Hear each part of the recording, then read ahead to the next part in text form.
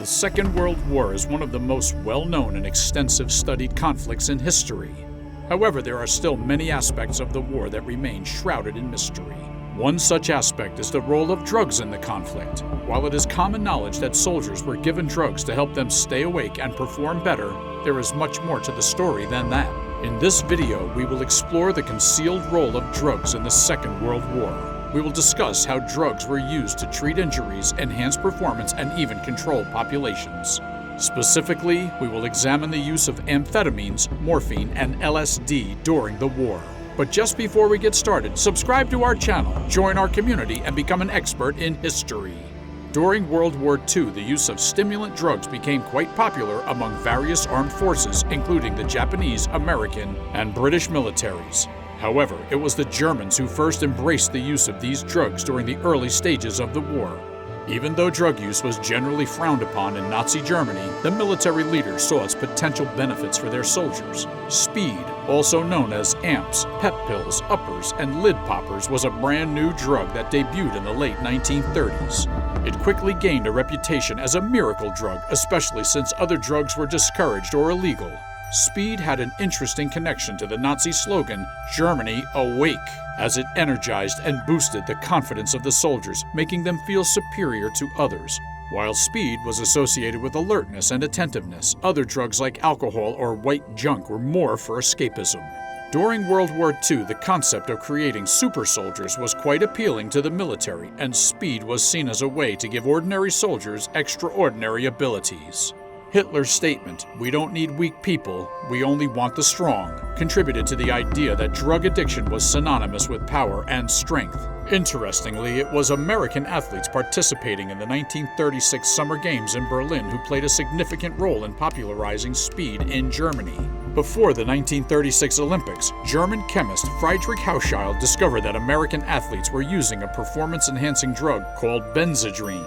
Later, during the war, American soldiers, particularly Air Force pilots, also used benzodrine to help them stay awake and alert for longer periods. Hauschild studied the substance after making this fascinating discovery and created amps, which are very similar to amphetamine.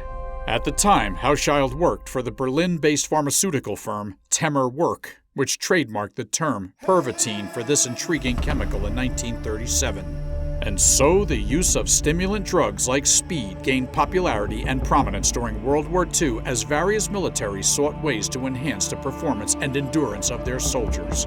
Pervitin quickly gained popularity in Germany after its introduction thanks to extensive advertising. Within a few months, the drug was well known and its sales skyrocketed once it became available in stores without a prescription. Even chocolates laced with speed were sold, contributing to its widespread use. However, Pervitin's most significant impact was yet to come, as it played a crucial role in Germany's blitzkrieg tactics from 1939 to 1945. The Third Reich's military prowess stunned Europe, and historians often credit Nazi Germany's rise to power during this period to advanced technology, efficiency, and innovative combat strategies. The Wehrmacht's plan left no room for error. Every detail, from ammunition supplies to offensive actions timing and even performance-enhancing drugs dosage, was carefully calculated. Pervitin was used as a wartime supplement by the Germans, leading to increased energy, reduced appetite, and diminished sleepiness. It also boosted morale, making soldiers more susceptible to Nazi propaganda. Pervitin was legally available and heavily advertised across Germany until 1941, with billboards all over Berlin promoting its use. Norman Ohler's book, Blitzed: Drugs in Nazi Germany, claimed that the entire country was once addicted to speed. While it might seem amusing today, Pervitin was not initially intended as a military drug. It was designed to compete with Coca-Cola, a popular American soft drink already enjoyed in Germany. Interestingly, it was Dr. Theodor Morell, Hitler's personal physician, who gave Pervitin to the dictator. The drug had been tested on students to study its effects on concentration and effort levels. Otto Ranke, a leading figure in general and defensive physiology at Berlin's Academy of Military Medicine, quickly recognized the drug's potential to improve German soldiers' performance on the front lines. As a result, Hitler mandated that his armies use Pervitin, further solidifying the drug's position in Nazi Germany's military plans. Otto Ranke saw the potential in Pervitin, but wasn't entirely sure if it could truly help him create a super army. To test its effectiveness, he ordered the drug to be mixed into field rations, allowing soldiers to consume it up to twice a day. Remarkably, the troops' behavior changed significantly after only a short time on Pervitin. They became fearless and euphoric, even in the face of extreme danger.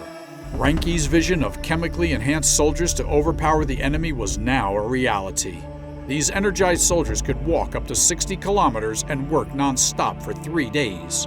This newfound endurance proved pivotal when the Germans invaded Poland in 1939, swiftly moved through the French Ardennes in 1940, and fought continuously for 11 days during the Balkan Campaign of 1941. As a result of his discovery's success, Ranke started taking Pervitin himself. He envisioned sitting alongside Hitler in the near future, helping to realize the Nazi dream of global dominance. As letters from that time reveal, Ranke and his office staff likely worked long hours under immense pressure and relied on prescription drugs to cope with the demands of their jobs. Pervitin's impact on military strategy was undeniably significant, enabling soldiers to push beyond their physical limits and, in turn, shaping the course of World War II. While Pervitin played a significant role in Hitler's Germany, it was inevitable that the drug would have negative consequences. Early reports indicated side effects such as fatigue, heart pain, and circulation problems. These findings, with the help of the Reich Health Führer, Leonardo Conti, eventually led to the restriction and ban of Pervitin in 1941. Despite warnings that the drug was no longer available without a prescription, many people disregarded the new regulations. Even though Hitler and the Nazi Party had been promoting anti-drug propaganda since 1933, the rules were largely ignored. Germany had become dependent on Pervitin, and the sudden ban likely resulted in numerous people leaving the country. Ironically, Hitler himself struggled with addiction. At home, many believed that the prohibition was ineffective and did not diminish Germany's power. The military, too, was reliant on drugs and seemed indifferent to the ban and regulations, particularly since they provided immediate benefits to their operations. When rationing began in June of 1941, consumption skyrocketed due to the disastrous Operation Barbarossa, which lasted until December that year. The ban on Pervitin also had a darker side, potentially involving conspiracies. The widespread addiction to Pervitin among Germans might have placed excessive pressure on the drug's manufacturers. It's plausible that the fake prohibition was implemented to ensure more supplies were available for troops fighting the Red Army at home. As early as 1941, the Reich was aware of Pervitin's dangerous side effects and its potential to cause addiction, but its reliance on the drug persisted throughout the war. Despite the negative effects, amps continued to fuel the country while troops suffered heart attacks or committed suicide during psychotic episodes. The Blitzkrieg relied on constant movement from tank infantry regardless of the time of day. This strategy ultimately led to the fall of Denmark and Norway in 1940. In just 1 month, the Nazi army swiftly and effectively conquered Holland, Belgium, and France. When the Germans marched into France, the French defenses crumbled under the relentless attack despite having no reinforcements. In merely 11 days, German tanks traversed 240 miles of challenging terrain, including the forested Ardennes region. British and French forces, believing the Ardennes impassable, were easily bypassed. Paratroopers often landed ahead of the main force, wreaking havoc behind enemy lines. The British press alleged that these troops were heavily drugged, making them fearless and wild like Vikings. Even Churchill was astounded by the sheer number of armored vehicles that quickly cut off communications and destroyed the countryside. In his autobiography, he describes it as the most significant shock he had ever experienced. The use of Pervitin came with apparent drawbacks, such as the potential for addiction. Daily administration of the drug would significantly impact soldiers' lives and their ability to function. When the Germans ran out of supplies and were forced to retreat, chaos ensued within their ranks. In German concentration camps, inmates frequently experienced nausea, hallucinations, anxiety, depression, and a general decline in cognitive abilities. Despite Conti's efforts, military consumption of Pervitin persisted at high levels. As the situation worsened, there was a steady increase in service members' deaths due to heart attacks, accidents, and military blunders. Pervitin controlled the army rather than the other way around. Through interrogations, Morel discovered that Hitler's Pervitin addiction contributed to poor strategic decisions, leading to the enemy's victory at Normandy and ultimately the fall of Berlin. While initially effective, the Wehrmacht's miracle drug ultimately helped bring down the Third Reich.